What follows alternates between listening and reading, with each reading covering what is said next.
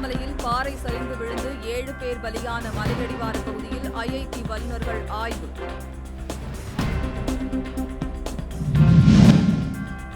கடலூர் மாவட்டம் நெல்லிக்குப்பம் அருகே மழை பாதிப்புகளை அதிகாரிகள் பார்வையிடவில்லை என கூறி பொதுமக்கள் போராட்டம்.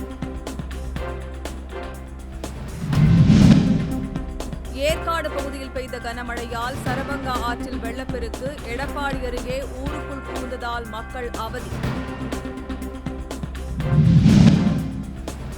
திருப்பத்தூர் மாவட்டம் காடவள்ளி ஏரியிலிருந்து உபரி நீரால் சாலை சேதம். பாலம் அமைத்து தரக்கோரி பொதுமக்கள் சாலை மறியல். ஜிஎஸ்டி வரியை நீக்குவது உள்ளிட்ட கோரிக்கைகளை வலியுறுத்தி மதுரை உள்ளிட்ட இடங்களில் எல்ஐசி நிறுவன முகவர்கள் போராட்டம்.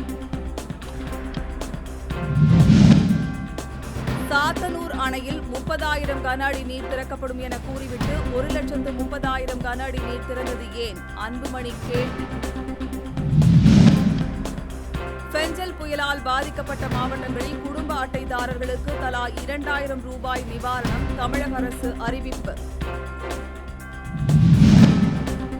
மகாராஷ்டிரா காபந்து முதலமைச்சர் ஏக்நாத் ஷிண்டே திடீர் உடல்நலக்குறைவு காரணமாக மருத்துவமனையில் அனுமதி. நீலகிரி, கோவை, கரூர், ஈரோடு உள்ளிட்ட 11 மாவட்டங்களில் இன்று கனமழை பெய்ய வாய்ப்புள்ளதாக சென்னை வானிலை ஆய்வு நிறுவனம் தகவல். திரையரங்குகளில் திரைப்படங்கள் வெளியான 3 நாட்களுக்கு விமர்சனங்களை வெளியிடுவதற்கு தடை விதிக்க உயர்நீதிமன்றம் மறுப்பு.